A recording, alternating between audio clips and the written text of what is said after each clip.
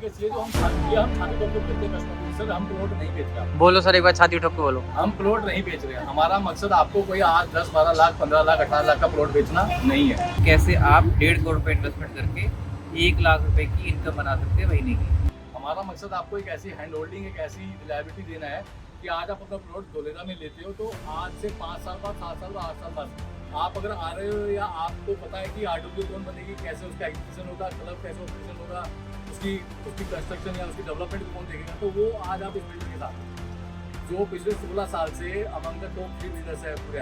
और कैसे आप 75 लाख रुपए इन्वेस्टमेंट करके 60 से 65,000 रुपए की इनकम बना सकते हैं मंथली। 50-50 एकड़ की प्लॉटिंग की और वैसे कर रही है। तो उस तरीके की हैंड होल्डिंग रहती है जहाँ पर आप किसी स्कीम या स्कीम के चक्कर में ना फंसे, आप जो है एक रिलायबल सोर्स के पास जाए। चाहे आपको मैं कहता हूँ लोन लेके देंगे, 10 रुपये का आइटम मिल जाए, 5 रुपये का, 6 रुपये का आइटम मिल जाए, लेकिन आपको ये पता है कि ये लाइफ लॉन्ग आपको आपके पास रहेगी असेट, और वो असेट आपको वो देगी, रिटर्न भी अच्छे देगी। और प्रॉपर्टी भी आपकी और इनकम भी आपकी। बना सकते हो, उसके पीछे आपका पर्सनल बैकयार्ड गार्डन आता है। जैसे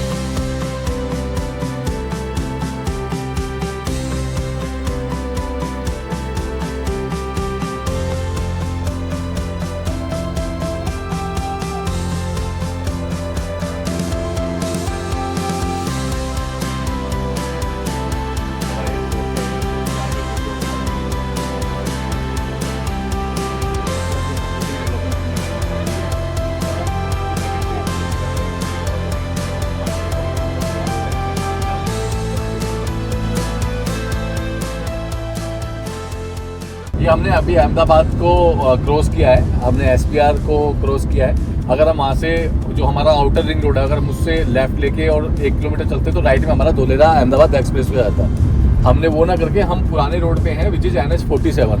ये इसको हम बोलते हैं अहमदाबाद आपका राजकोट हाईवे बोलते हैं। जैसे हमारे दिल्ली में बात करेंगे तो NH 48 है जो पुराने वाला है, जो हमारा MPN से स्टार्ट होता है, MBS बोल के पास से स्टार्ट होता है, देवगढ़ से स्टार्ट होता है, और फिर वो आगे आपका मानेसर, अलवर वगैरह जाता है। तो उसी तरीके से मैं आपको रेफरेंस बता रहा हूँ। और अब हम इसमें चलते हैं। अब यहाँ पर हम दोनों तरफ देखेंगे, हमारे को बड़े बड़े इंडस्ट्रियल पार्क्स आएंगे जो स्पेशल इकोनॉमिक जोन्स के अंदर आएंगे। तो इसलिए बता रहा हूँ क्योंकि वो एक उसको रिलेट कर पाए कि वो किस तरीके से मैं आपको कहाँ ड्राइव कर रहा हूँ। उद्योग विहार हमने क्रॉस कर लिया है, अब हम ये कह लीजिए कि इफ्को चौक वगैरह की तरफ उस तरीके से चल रहे हैं। और अब हम यहाँ इस अप्रोच को जाएंगे तो ये हमारा बावला बगोदरा आएगा, हम उस तरफ जा रहे हैं। फिर उससे आगे मैं आपको फिर से बताऊंगा कि हम जब नेशनल हाईवे छोड़ के स्टेट हाईवे पे जाएंगे। इसमें यहाँ पर बहुत सारे इंडस्ट्रियल पार्क्स और फार्मास्यूटिकल्स का हब आएंगे, आपका हर्षा इंजीनियर्स आएंगे।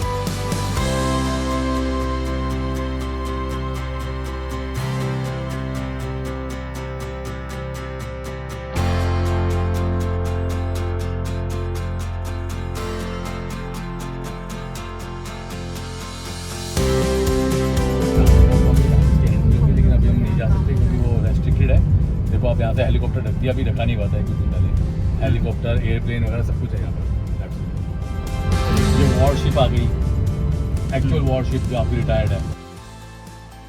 देख रहे हैं इस पर देखिए जाने का रास्ता बनाया हुआ है, बच्चे इस पर एजुकेशनल टूर लिया करेंगे। इसके पीछे प्लेन खड़ा हुआ है, एयरप्लेन। ये हमारी साइड है।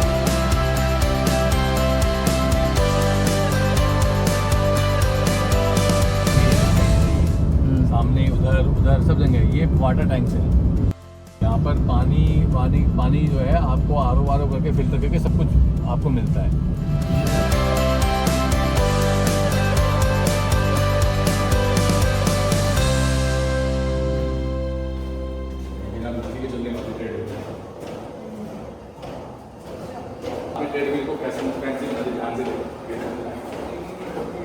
लगभग हम 60-62 किलोमीटर चल रहे हैं। ठीक है ऋषभ? यस। हमने सारा रास्ते में हमने डेवलपमेंट देखा। NH 47 के लेफ्ट और राइट में हमारे को बहुत बड़े फार्मास्यूटिकल हब्स दिखाई दिए, हमारे को इंटास, जाइडस वगैरह मल्टीपल सेटअप्स दिखाई दिए। इसके अलावा अतुल ऑटोज आया, आइनक्स एयर आया, आपका हर्षा इंजीनियर्स के मल्टीपल सेटअप्स आए। हम उन सबको क्रॉस करके, बावला को क्रॉस करके हम यहाँ पर अपनी साइट पर आए। हमने नेशनल हाईवे 47 को छोड़ा और उसके बाद हम आ गए स्टेट हाईवे 1 पर। जब हम स्टेट हाईवे 1 पर हमने एंटर किया तो हमने देखा अपनी लेफ्ट में आबादी के बाद कुछ लैंड 400-450 एकड़ जो गवर्नमेंट ने अलॉट करी है UAE फूड पार्क को, राइट। UAE फूड पार्क, क्योंकि ये जो रोड है जो स्टेट हाईवे 1 है, this is Bhavnagar highway. This is बावला बगोदरा भावनगर हाईवे। तो आप ये भावनगर पोर्ट को जाता है आपके, तो उससे क्या होगा कि कल को यहाँ पे यूएई का जो फूड पार्क है उसमें जो फूड प्रोसेसिंग होगी, स्टोरेज होगी, कोल्ड स्टोरेज वगैरह सब कुछ होगी, उसके बाद उसको आसानी से लॉजिस्टिक से आप पोर्ट पे जा सकते हो, पोर्ट से फिर फर्दर आप अपने 7 एमिरेट्स पे लेके जा सकते हैं। तो ये इस तरीके से स्ट्रेटेजिकली इसको सेटअप किया गया है। अब इसके बाद आते हैं हम अपने प्रोजेक्ट के ऊपर, जो हमारा नेशनल हाईवे से 3.5 किलोमीटर दूर है ऑन स्टेट हाईवे। हाँ, 300-350 मीटर अंदर है स्टेट हाईवे से, बट चलिए ठीक है, इतना तो चल जाता है। अब उसके ऊपर अगर मैं बात करूं तो ये प्रोजेक्ट मैंने लगभग 5,000 रुपये पर स्क्वायर यार्ड पे दिया है कस्टमर्स को आज से 3-4 साल पहले, और 500 रुपये डेवलपमेंट चार्जेस जो कि सब इसके साथ जुड़े होते हैं एक्चुअल फिजिकल डेवलपमेंट्स को लेकर। तो हमारा पर्पज़ कंपनी का जो पिछले 15-16 साल से काम कर रही है, उसका पर्पज़ ये नहीं है कि आपको एक चलता हुआ काम दे दे और प्लॉटिंग करके दे दें। आप जब इस प्रोजेक्ट में आए अभी राज जी, तो आपने देखा होगा कि हमने बेशक से 5,000 रुपये बेचा है, लेकिन जो इस प्लॉटिंग का भी विजन है ना मैम, वो विजन अगले 15-20 साल का है। आप देख रहे हो क्लब आपका पूरे ऑपरेशनल है, आपने देखा जी, है ना, चाहे आपका जिम हो, क्रैच हो, आपका ओल्ड एज के लिए हो, बच्चों का प्ले जोन हो, कुछ भी हो, आपका पूरी तरीके से हर वक्त ऑपरेशनल है। आपका स्विमिंग पूल वगैरह, आपका बाहर पार्क हो गए, गार्डन हो गया, ग्रीन एरिया, सब कुछ ऑपरेशनल है पहले दिन से, और ये हर वक्त मेंटेन रहता है, हर वक्त मेंटेन रहता है। जबकि अभी इसके अंदर केवल कुछ ही स्टूडियो अपार्टमेंट बनना स्टार्ट हुए हैं, लगभग 10-12 प्लॉट जो है अभी इसके ऊपर कंस्ट्रक्शन स्टार्ट भी हो गई है, लेकिन हमने पूरी सोसाइटी को मेंटेन करा हुआ है despite being not a single house, operational single house. लेकिन सारी एमिनिटीज, सारी फैसिलिटीज, यहाँ का पानी वगैरह आप टेस्ट कर सकते हैं, सब कुछ यहाँ पर हमारा नेचुरल है, कोई ऐसी टेंशन नहीं है, ऐसी कोई बात नहीं। उसके बाद आप जिस एम्पी थिएटर में बैठे हुए, 35 सीटर एम्पी थिएटर में हमने उसी पर्पज से दिया है कि आज जब इस सोसाइटी में लोग रहने आएंगे, तब हो सकता है कि इसका रेट 35, 40, 50 हो। गलत तो नहीं कह रहा? आज से 5-7 साल, 8 साल बाद, या 2029-30 जब लोथल मैरीटाइम म्यूजियम चालू होगा, तो उस समय जो जेंट्री आएगी उनके लिए शायद की बेसिक रिक्वायरमेंट होगी। आज का रेट अभी क्या है इसका? सर आज अगर मैं इसकी रेशल की बात करूँ तो लगभग 12-13 हज़ार रुपये में ट्रेड होता है। और आने वाले 5 साल में हम क्या? सर इसको मैं एक्सपेक्ट करता हूँ आने वाले 5 साल में लगभग कुछ नहीं माने तो आप 25 से 35 के बीच में। ठीक है, अभी जो रेट चल रहा है इसका 10 के आसपास चल रहा है। नहीं सर, अभी इसका जो रीसेल का रेट है, हम किसी कस्टमर से बात करते हैं कभी लेने की, तो 13,000 के आसपास, 12-13 हज़ार के आसपास अभी मतलब चल रहा है 13,000 के आसपास, और आने वाले 5 साल में ये लगभग 25 से 35 के बीच में ट्रेड करेगा। क्यों? वो उसके पीछे रीजन है ना सर, आप देखिए, आप 1.5 किलोमीटर दूर आप यूएई फूड पार्क छोड़िए है, which is gonna be the happening place, right? चाहे वो इंडस्ट्रियल में ही है, पैकेजिंग में ही है, चाहे किसी भी चीज़ में। लेकिन आप जानते हैं जहाँ पर आप इंटरनेशनल टैग जोड़ देते हैं, वहाँ पर लैंड की वैल्यूएशन, लैंड का जो प्राइस टैग होता है वो बहुत जल्दी चेंज होता है। हाँ जहाँ जब हमने इसे लॉन्च किया था तब तक वो स्टेब्लिशमेंट नहीं आई थी, तो हमने उसी पर्पज से किया था। हाँ, हमारा पर्पज क्या था, अगर आप इसी स्टेट हाईवे के ऊपर आप अगर सीधा चला जाते हैं तो 6.5 किलोमीटर्स पे आपका वर्ल्ड का सबसे बड़ा म्यूजियम आ जाएगा, which is Lothal maritime museum. Lothal maritime museum, okay. हाँ जी, इस म्यूजियम में ये क्या है, ये हड़प्पा संस्कृति जो आपकी है वो बेसिकली यहाँ से 5-6 किलोमीटर पहले ही बाद हमारे स्टेट हाईवे पे ही आप देखोगे तो वो उसके अवशेष निकले हुए।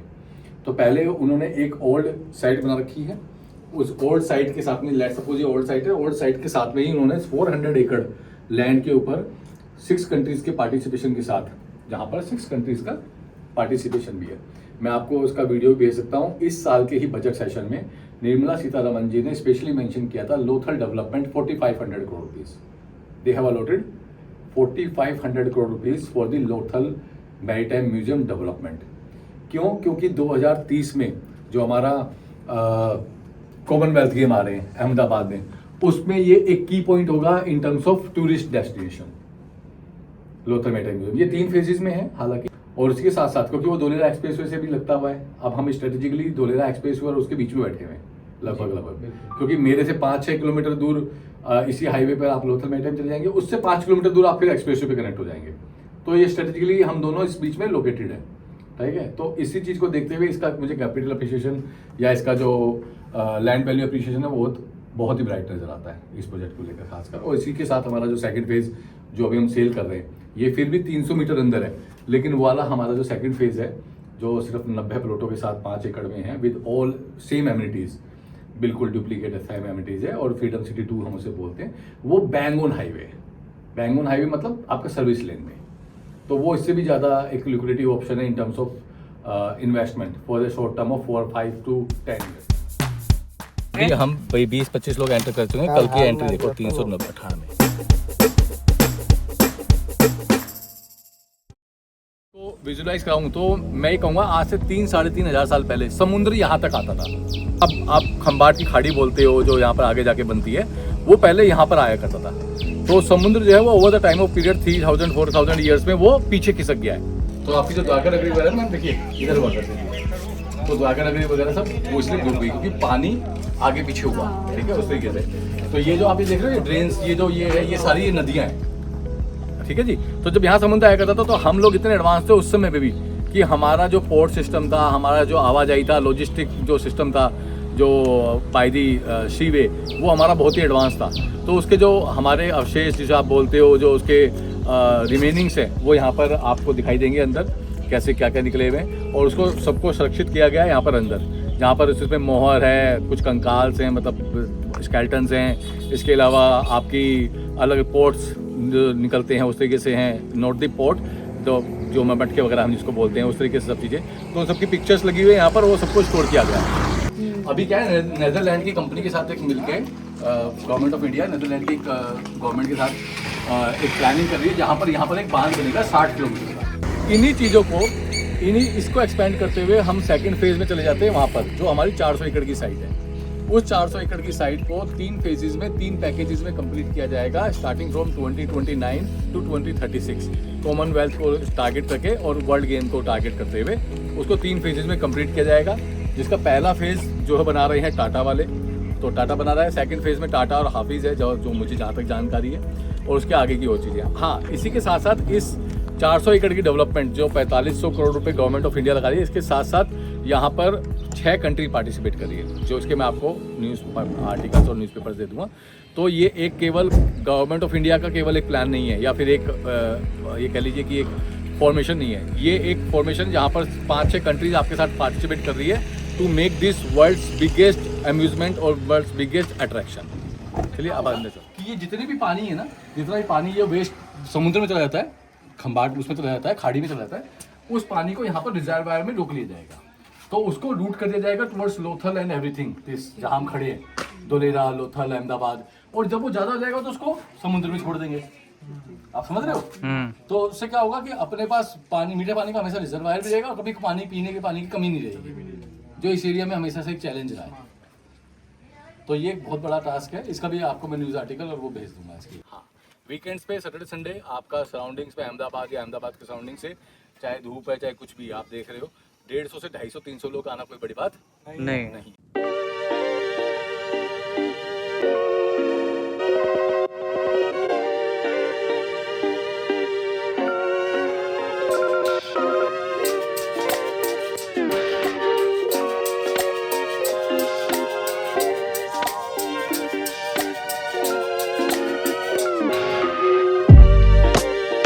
What is Dholera is all about? अब हम धोलेरा में हैं 2A 2B एक्टिव जोन में। This is man made lake. ये 15-16 किलोमीटर की लेक है, जिसमें से अभी 6-6.5 किलोमीटर की रनिंग है, टोटली मैन मेड। इसमें जो पानी है वो सारा बरसात का, और जो भी वाटर आपका जो भी वेस्ट होता था उसको क्लीन किया गया, उसको यहाँ पर इस तरीके से किया गया इकट्ठा कि इसको रीयूज़ किया जाए मल्टीपल टाइम्स। तो इसकी मल्टीपल साइकिल्स हैं कि इंडस्ट्रियल में कैसे यूज़ होगा, रेजिडेंशियल में कैसे यूज़ होगा, कैसे ये वाटर टैंक्स तक जाएगा। जो आप ये वाटर टैंक्स देख रहे हो मल्टीपल लगे हुए, दूर दूर हर कुछ दूरी पे आपको वाटर टैंक्स नजर आ जाएंगे, वो वाटर स्टोरेज नजर आ जाएंगे। तो यहाँ पर आपकी फिल्टर, वो इनका RO सिस्टम वगैरह सब लगा है। ये जो आप देख रहे हो सेटअप, ये this is all alone Tata Semicon city, Tata semiconductor plant. ये 1 लाख करोड़ की एक अकेली कंपनी है। इसका ऑपरेशन होना था वैसे 2026 में, लेकिन समाव मेरे को नहीं लगता कि हो पाएगा।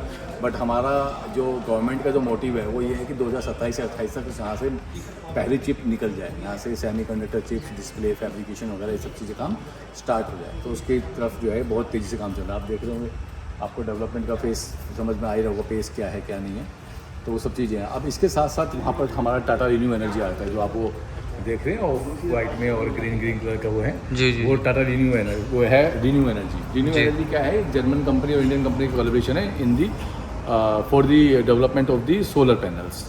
ये भी बहुत बड़ा सेटअप है। तो उनके रेजिडेंशियल कंपाउंड भी अंदर बन रहे हैं, कमर्शियल भी है, और वो ऑपरेशनल है, वो यूनिट ऑपरेशनल है। तो उसको हम अभी देखेंगे सर से क्या है। इसी तरीके से आप थोड़ी थोड़ी दूरी पे देखोगे तो आप एक्टिव जोन के अंदर मल्टीपल फ्लोर्स को पाओगे डेवलप होते हुए। जैसे आप वहाँ देखोगे वो भी फ्लोर डेवलप हो रहा है, आप उसका देखोगे तो वहाँ पर भी फ्लोर डेवलप हो रहे हैं जी। रेजिडेंशियल टाउन, एक रेजिडेंशियल प्रोजेक्ट छोटा जो है शेख सरिया वालों का वो डिलीवर भी हो चुका है। और आगे जाएंगे तो ये जितना भी एक्टिव जोन है, एक्टिव जोन के अंदर आपको as per zoning, as per colour coding आप अप्रूवल्स लेके, रेरा लेके, सब चीज़ें लेके काम कर सकते हो।